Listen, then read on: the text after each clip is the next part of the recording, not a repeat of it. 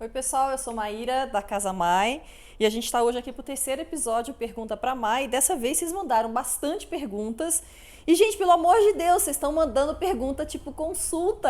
Fica meio complicado de responder assim num vídeo curto, né? Vamos ver que milagre que eu vou conseguir realizar dessa vez, né?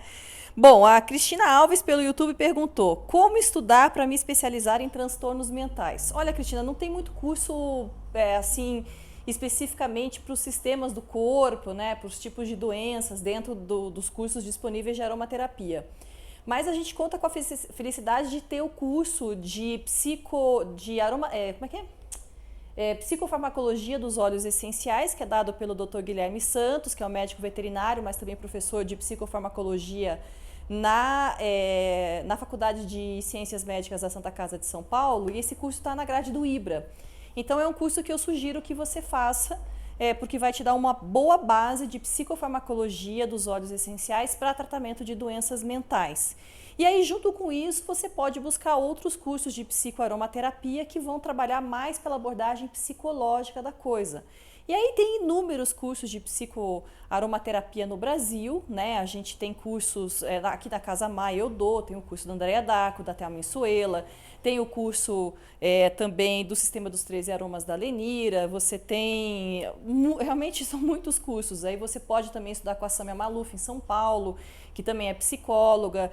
Também tem outra psicóloga que também dá curso de aromaterapia, é a Maria Aparecida das Neves, lá em São Paulo também. Então aí realmente na parte de psicoaroma fica bastante fácil. E tem uma outra professora que dá curso de transtornos mentais com florais em São Paulo, que é a Márcia Fernandes, e talvez seja uma outra complementação para a sua formação. Mas de bate-pronto que eu diria, entra no site do IBRA, caça o curso de psicofarmacologia dos óleos essenciais com Guilherme Santos e faz. Bom, a Karina Viega, né, que é do canal Acorda Bonita, deixou um comentário na minha página que eu achei bem engraçado. Obrigada, Karina, de você ter assistido o vídeo lá dos óleos essenciais na geladeira, porque rendeu, né? Eu mostrar minha geladeira com óleos essenciais, e aí a Karina falou: rouba a mãe, mas não rouba a geladeira. Exatamente isso. E aí, alguém perguntou para mim, foi a Caroline Gomes e a Sandrine Locke, mas por que guardar os óleos essenciais em geladeira?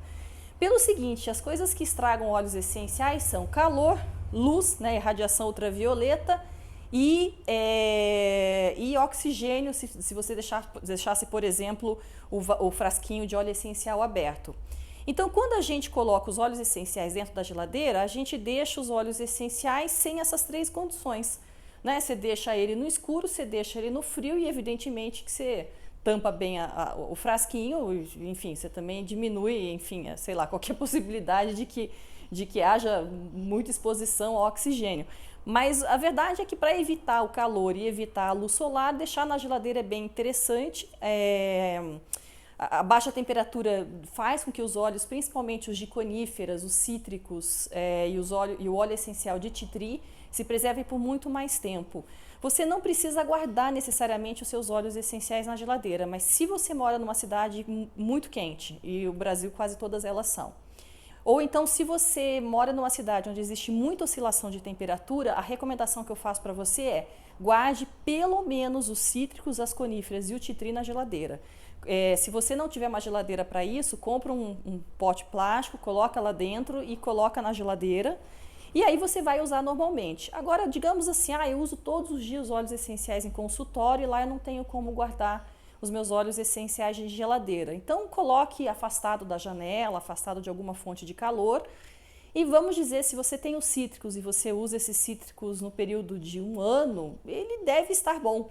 Vai depender muito de como que você manuseia os óleos essenciais, se você fecha bem o frasco e tudo isso mais. E os óleos que já são óleos mais densos, como o vetiver, como, por exemplo, a copaíba, como óleo de mirra, esses talvez tenha menos necessidade da gente guardar na geladeira. Agora, uma coisa que é importante que vocês saibam é o seguinte: quando a gente começa a guardar óleos essenciais na geladeira, alguns óleos essenciais podem mudar de consistência. Normalmente, eles se solidificam. Acontece isso com os óleos ricos em anetol, Acontece isso com uma hortelã do campo, rica em mentol, que não tenha sido redestilada. Pode acontecer, na verdade, acontece normalmente com óleo de rosa, damascena, porque são moléculas que em baixa temperatura cristalizam e se elas são muito abundantes naquele óleo essencial, o óleo vai mudar de consistência. Aí o que você faz é deixar, eu gosto muito de pegar os óleos essenciais e aquecer na mão. Às vezes, quando eu estou fazendo alguma coisa, eu guardo o óleo essencial aqui embaixo da axila ou coloco aqui de pendurado no sutiã até ele ficar com a temperatura do corpo lá, os seus 36 graus e meio, e aí ele já fica gostosinho para utilizar. Do contrário, eu fico esquentando ele na mão para poder tirar. Agora, de fato, guardar os óleos essenciais na geladeira vai preservar muito a validade dos seus óleos essenciais. Bom, a Rosilene Falciano falou assim para mim: Maíra, que bom que você entrou agora no YouTube e está fazendo vídeo. Eu achei tão engraçado. Rosilene, deixa eu te contar uma coisa. Não, que bom que você está curtindo os vídeos. O primeiro vídeo no YouTube de aromaterapia eu postei em 2008, 2007, 2008, sei lá, tem 10 anos que eu postei. Tá lá no meu canal, inclusive. É um vídeo tão pré-histórico, que eu gravei ele praticamente em câmera lenta, mas uma câmera lenta real. Porque eu falava assim: pegue os óleos essenciais, agora misture e coloque próximo do seu nariz para fazer uma inalação. Você imagina que em 2008 a rede social que mandava no mercado ainda era meio que o Orkut, já estava migrando para o Face. Ninguém fazia vídeo no YouTube, eu fui lá e postei um vídeo no YouTube. Curiosamente, uma vez eu fui fazer um curso com um jornalista que cuidou do canal da Kéfera tal, aqui em Curitiba, e aí ele perguntou na plateia, eu era a segunda pessoa mais velha na plateia, e aí ele perguntou na plateia quem já tinha postado o vídeo no YouTube e quando. Aí eu falei para ele: olha, eu postei, eu tô até com vergonha de falar para vocês, eu postei em 2008. Ele: nossa! E aí depois ele falou que ele entrou na faculdade em 2004, não, 2009 ou 2010, não, como é que foi? Que ele se formou em 2008 ou 2010, e aí então em 2018 estava eu fazendo o curso com ele, né? Pra você ver que estar no YouTube significa estar o tempo todo fazendo coisas diferentes. Eu sou meio pré-histórica no YouTube, mas eu não sou uma pessoa que gravo muito vídeo no YouTube porque o meu negócio mesmo é escrever. Mas vai lá assistir meu primeiro vídeo, você vai dar risada. Bom, Luanda Guerra: como eu faço para conciliar meu tempo e estudar tanto? Ela perguntou isso porque ela acha que eu consigo conciliar meu tempo para estudar muito. Ô Luanda, eu fico muito envaidecida quando as pessoas acham que eu estudo muito, porque de fato eu estudo mesmo. Mas deixa eu contar uma coisa para você. Fazer o que gosta, a gente não precisa conciliar tempo a fazer o que gosta. Eu adoro estudar, eu sou CDF desde o dia que eu nasci. Eu nasci, minha mãe deve ter colocado um livro na minha, assim, para ficar já estudando de osmose, de bebezinho. O travesseiro devia ter sido o livro. Eu gosto de estudar. Então, na verdade, não existe mérito nenhum em eu estudar tanto. Para eu dizer para você um segredo de como é que eu concilio o meu tempo, só teria valor se eu estivesse fazendo alguma coisa da qual eu não gosto. Por exemplo, se eu odeio fazer ginástica. Se você perguntasse para mim assim: Maíra, você está todo dia, 5 horas da manhã na academia, como é que você consegue conciliar teu tempo, acordar 5 horas da manhã e ir para academia? Aí sim, eu acho que seria uma lição interessante para você aprender comigo. Mas como eu gosto de estudar, e estudar para mim, na verdade, é a minha zona de conforto, então eu não tenho nada muito relevante para te ensinar.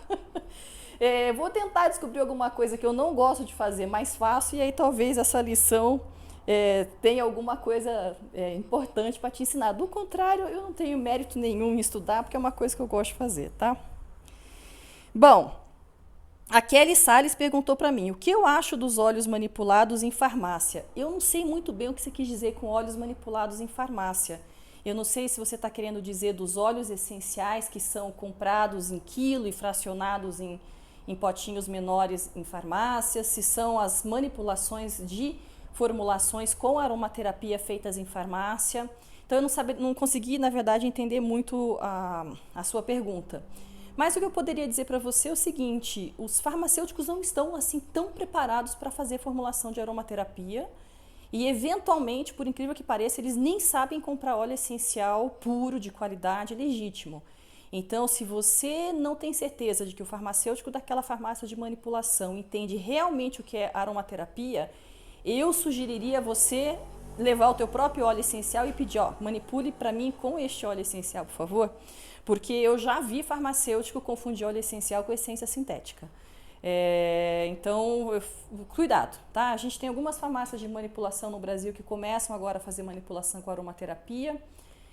Eu sempre cito as que eu conheço, né? Em Londrina tem uma, aqui em Curitiba tem outra, Ponta Grossa tem mais uma, Campinas tem pelo menos umas 3, eu sei que na Bahia tem uma outra. Então, agora que está começando a surgir essa coisa de manipulação de aromaterapia nas farmácias de manipulação. Mas, por enquanto, todo cuidado é pouco. Bom, Karine Braga pergunta, Maíra, os hidrolatos podem ser ingeridos? Quais são seus efeitos? Olha, Karina, a princípio, sim, os hidrolatos podem ser ingeridos. Quando a gente vai comer um doce libanês, quando a gente vai, por exemplo, tomar um laço indiano, lá dentro tem hidrolato de rosa, hidrolato de flor de laranjeira, a gente compra isso também nos empórios árabes, nos empórios libaneses, então os hidrolatos eles podem ser ingeridos sim. A questão é que quando a gente vai comprar hidrolato aqui no Brasil, a gente tem que ter muita certeza de que esse hidrolato está com uma qualidade boa. Não existe um controle para isso ser vendido como produto alimentício. Então, quem está vendendo os hidrolatos ou é diretamente do produtor, você vai comprar como um produto rural, assim, da agricultura, né? Ou você vai acabar comprando isso como um produto cosmético e aí eu não tenho certeza se esse hidrolato estará íntegro, né, dentro de uma validade, né, com uma qualidade interessante para poder ser ingerido. E o principal problema dos hidrolatos é que eles pegam micro-organismos, eles têm crescimento de micro-organismo lá dentro, porque é água. Então a validade deles é muito restrita. E não são uma substância estéril, né, como é o caso dos óleos essenciais. Então mesmo uma mão mais suja pode contaminar aquele hidrolato e fazer crescimento de micro-organismos. Então eu teria um pé atrás bem grande na ingestão de hidrolatos aqui no Brasil. Não porque o produto seja tóxico, mas porque hoje não existe uma indústria de alimentação fornecendo dentro dos seus padrões, né, de qualidade, né, controle técnico, tal, essas coisas todas, hidrolatos para a gente poder ingerir. Agora, em termos de efeitos, aí são efeitos muito mais suaves do que os óleos essenciais, nem são os mesmos, porque a composição química de hidrolato não é a mesma composição química de óleos essenciais. Nos óleos essenciais a gente tem as substâncias que são lipossolúveis e nos hidrolatos a gente tem as substâncias que são hidrossolúveis daquela planta que foi destilada. Mas seria caso a caso, né? Agora o hidrolato no uso tópico ele tem são inúmeras vantagens, cuidado de pele como tônico facial, limpeza, por exemplo, de bumbum de bebê é bastante interessante, são substâncias muito gentis. Agora, se você quiser se aprofundar, tem pelo menos uns 3 livros falando de hidrolato lá fora. Tem o Hydrolate, que é The Next Aromatherapy, não me lembro de quem que é, essa é da Patricia Davis. Você tem Hidrolato, Meu Amigo, que é da Nelly Grosjean. Tem mais um outro livro de hidrolato que eu não me lembro quem que é. Então essas coisas começam a aparecer. Aqui no Brasil eu sei que a Inalva Huetman lá de Salvador dá curso de hidrolatos. Eu sei que a Oxadi, que vende hidrolatos no Brasil, tem uma publicaçãozinha falando dos benefícios dos hidrolatos. A Carla Vescov em Campinas também dá um curso de hidrolatos. Então são coisas que estão começando a aparecer, né? Dá uma olhadinha depois no meu YouTube, eu conversei com o Ian da Oxadi. Eu acho que foi pelo Suaroma esse ano, tá lá na playlist do Suaroma, e nós conversamos um pouco sobre hidrolato. E acho que você vai gostar desse bate-papo meu com ele, tá? Bom, a underline Lulu Duarte, underline, perguntou, Maíra, fala sobre a pindaíba, Xilópia brasiliensis. Olha só, eu tenho um vídeo gravado em francês, com legendas em português, apenas para falar sobre a pindaíba. Né, um óleo essencial com potencial analgésico bastante interessante, um óleo essencial também anti-inflamatório. Dá uma olhada lá, é uma playlist minha que está em francês, chama Les Huiles Essentielles Brésiliennes. Eu gravei acho que há 2 anos atrás, mas eu coloquei as legendas em português. É uma playlist que eu fiz para o povo lá fora saber quais são os óleos essenciais brasileiros. Então, se você pegar lá, vai ser legal. Aí lá você já fica sabendo sobre a pindaíba. Bom, Larissa Silva leu o livro da Daniele Festi aqui, Gabi? Que é esse aqui, né? Que é um livro que eu traduzi para a editora Laszlo. Cuidando dos filhos com óleos essenciais. O original tá aqui. Vocês verem que a Lazo fez um trabalho lindo, né? Com essa edição brasileira, né? Pegou bem aí, Gabi? Deu certo? Pegou, né? Bom, e aí então ela leu esse livro e ela perguntou para mim o seguinte: Maíra, a Lavanda Fechy, a Daniele Fechy, a Lavanda Fechy é bom, né?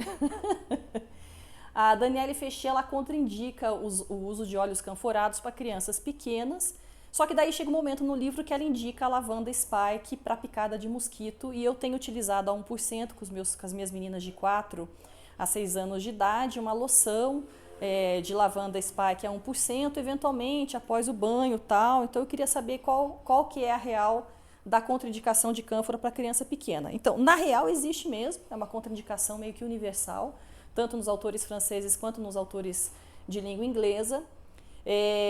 Mas a questão é que, bom, a cânfora que ela é uma neurotóxica, né? Ela é muito excitativa, então ela tem uma contraindicação absoluta para crianças que têm um histórico familiar de convulsões ou epilepsia. Mesmo que não tenham apresentado as crianças em si, mas se tem histórico familiar é totalmente proibido. Só que a questão da cânfora é que a gente tem que ver quanto de cânfora que tem naquele óleo essencial, e a lavanda Spike é um desses casos. A lavanda Spike ela tem um teor de cânfora até que significativo, pode chegar até uns 30%, mas a lavanda Spike tem muito linalol, que acaba sendo um éster sedativo que até contrabalanceia esse efeito neurotóxico da cânfora. Então, mesmo que se você pega, por exemplo, o Dominique Baudou, no máximo de 10% dentro de uma sinergia, ele sugere que é possível utilizar a lavanda Spike. Lavanda Spike é a lavanda latifolia, com bebês de 3 a 36 meses e também com crianças maiores. Porque você balanceia esse efeito da cânfora que existe dentro da lavanda Spike com outros óleos essenciais que vão amenizar um pouquinho essa neurotoxicidade da cânfora. Então, nesse sentido, é uma contradição peronomútil, né? Se a gente estivesse falando, por exemplo, de uma lavanda estoica, essa sim já teria uma contraindicação para crianças, porque além de cânfora, ela contém um isômero da cânfora que é a fenchona, e aí o negócio fica meio barra pesada. Mas nessa diluição que você está colocando, a 1%, veja, é infinitamente menor do que a diluição máxima proposta pelo Dominique Baudou. Numa eventualidade, não é todo dia, né? Seus filhos não têm histórico de convulsão, eu acho que não vai ter nenhum tipo de problema. Maíra, fico insegura. Coloque algum óleo essencial sedativo junto, se você quiser, uma camomila, coloque, por exemplo, mesmo uma lavanda fina francesa, né? Se quiser ficar dentro da mesma família olfativa, coloque, por exemplo, um rosewood ou uma salvia esclareia, se você quiser uma bergamota, mas aí pega a bergamota destilada para não dar problema de fototoxicidade. Então, eu diria que beleza. Acho que a lavanda Spike, ela tem muito linalol. Então, dá uma melhorada nesse aspecto. E aí, outra coisa que ela pergunta para mim é o que acontece com essas dosagens altas do livro da Daniele Fechy. Bom, aí o que eu digo para você é o seguinte, Larissa, tem uma palestra minha gravada que se chama Mamãe e Bebê na Literatura Francesa. Tá aí também no meu canal do YouTube. Ouve essa palestra, né? Ouça ela, porque lá eu falo um pouquinho sobre esse esquema das dosagens altas da Daniele Fechy e das dosagens altas, que aparentemente são altas no modo geral dentro da aromaterapia francesa, mas apenas para não te deixar sem resposta, o que acontece é o seguinte: a aromaterapia francesa, quando fala de dosagem alta, o tratamento tem dia para começar e dia para terminar, e raramente passa dos 21 dias. Isso é um tratamento longo, o tratamento curto normalmente são 4, 5, 7 dias, então é muito... A gente tem uma falsa impressão de que os franceses exageram a mão nas dosagens, mas é que eles são muito cirúrgicos, muito precisos naquilo que eles estão fazendo. Quando o tratamento é longo, a dosagem é baixa, né? Quando o tratamento ele é curto, eventualmente você aumenta um pouquinho mais a dosagem. Bom, o Renan Almeida pergunta para mim: Maíra, você teria feito alguma coisa diferente na sua carreira como aromaterapeuta? Lindão, negócio é o seguinte, Chuchu, eu tenho 45 anos. Eu não estou mais na fase de lamentar o que eu não fiz e de pensar, puxa, como eu deveria ter feito uma faculdade de química ou de farmácia para não sofrer tanto como professora de aromaterapia. Eu estou na idade de me conciliar com o que eu fiz. Então, eu não teria feito nada muito diferente, não. Eu acho que a professora que eu sou, a terapeuta que eu sou graças às coisas que eu estudei e às coisas que eu não sei e tive que estudar depois. Então, eu não faria nada muito diferente, não. E, na verdade, assim, como eu gosto muito de estudar, eu não tenho muita dificuldade de me lançar num assunto que é difícil. Na verdade, assim, dificuldade eu tenho pra caramba, mas eu não tenho aliás, eu tenho muita dificuldade, mas acontece que eu encaro essa dificuldade de uma maneira positiva. Eu acho gostoso, na verdade, estudar um assunto que eu não entendo patavina. Mas o que eu queria dizer é o seguinte, a dificuldade que eu mais tive, que isso sim eu acho que pode ter sido um problema dentro da minha carreira de aromaterapeuta, que eu acho que eu comecei tarde. Eu tive o primeiro contato com óleos essenciais em 2000, eu tinha 28 anos, meus meninos nasceram em 2004, e só em 2011 que eu resolvi me dedicar 100% à aromaterapia. Eu fiquei 10 anos me dedicando ao yoga, sendo que eu já usava aromaterapia nas aulas de yoga. Mas eu ainda estava meio na dúvida se eu queria ser professora de yoga, se eu queria ser aromaterapeuta, eu ainda tinha muito essa dúvida. Então, eu era muito apegada à questão do yoga, né? Então, eu acho que se eu me arrependo de alguma coisa é de ter gastado tanto tempo com yoga e ter gastado menos tempo com aromaterapia. Mas também tá tudo certo, a vida é assim mesmo, e 45 anos a gente não se preocupa mais com as coisas que a gente não fez. A gente se preocupa agora com as coisas que a gente tem para fazer ainda, né? Porque nós já chegamos na metade da vida. Bom, e a Gabi, né, Gabi? Fala oi pro povo ouvir tua voz. Oi. Isso. Perguntou se eu já usei óleo essencial em comida. Não usei porque comida... Quem que tinha me perguntado como é que eu arrumo tempo para estudar? A Luanda. Comida é um troço que eu não gosto de fazer, Luanda. Então, por exemplo, Maíra, como é que você concilia o seu tempo de trabalho para fazer comida? Eu chego em casa, a primeira coisa que eu faço é comida, porque eu detesto cozinhar, então a primeira coisa que eu faço é chegar em casa. Então essa é uma dica. Se você tem um negócio que você não gosta de fazer, tira da frente logo e já faz rápido. Então, como eu não sou muito chegada em cozinhar, mas cozinho todo santo dia, eu não tenho prazer nenhum em ficar experimentando receita, vamos ver o que acontece se eu colocar um óleo essencial na comida. Não tenho saco, eu não gosto de cozinhar, eu gosto de comer, mas não gosto de cozinhar. Mas eu cozinho, porque eu sou mãe, né? Então eu não uso óleo essencial na cozinha. Mas, porém, contudo, todavia, entretanto, senão, aliás, eu uso óleo essencial em chá, porque chá é um negócio que eu gosto de fazer, gosto de experimentar, gosto de misturar. Então, em chá eu já usei. E há muitos anos eu uso óleo essencial em chá. Nossa, vai fazer, deixa eu ver, sei lá, tem tempo demais, sei lá, 18 anos que eu uso óleo essencial em chá, sei lá. E aí a melhor maneira da gente usar os óleos essenciais do chá não é colocando o óleo essencial diretamente no licor, né, que é a bebida já infusa. Mas eu gosto mais de colocar na erva, para a erva pegar o cheiro do chá e depois utilizar essa erva aromatizada. Mais ou menos como é feito o Pure Jasmine, que é um chá verde, né, de Camellia sinensis, que ele fica numa cama com pétalas de jasmim. É como se fosse uma espécie de enfloragem a seco. Eu tenho até uma postagem sobre isso no meu blog da Casa Mai. E é como é feito também o Tuareg, né, que esse é um chá maravilhoso, marroquino. Você pega a folha da Camellia sinensis e você besunta a tua mão com óleo de menta e aí você enrola a folha com o óleo de menta. Então, a hora que a folha abre, porque a folha é inteira, né? Ela solta o aroma do óleo de menta. Eu não sei como é que os caras aguentam a menta na mão, mas vai ver que não tem mais termorreceptor para o frio da hortelã. Então, por isso que eles conseguem enrolar a folha da Camellia sinensis com óleo de hortelã-pimenta. E o Earl Grey, né, que é um clássico, né, do chá inglês, né, e que é feito com óleo essencial de bergamota, é chá preto com óleo essencial de bergamota, que você também deixa a erva curtindo no óleo essencial de bergamota. Então é essa a única experiência que eu tenho, viu, Gabi? Tá? A tua mãe é capaz de usar mais. Agora, vocês que gostam do negócio de comida com óleo essencial, deixa eu ver. Não tá, você sabe que esse livro tá com sua mãe, né, Gabi? Esse meu livro, né? Que é o da Sheila Valigora, que é sobremesas essenciais, que eu dei. Fala pra tua mãe trazer depois pra mim. Então, tem um livro da Sheila, publicado pela editora Lazo, que tem óleo essencial com comida, sobremesas vivas com óleo essencial. Você gosta, vai lá, compra, beleza.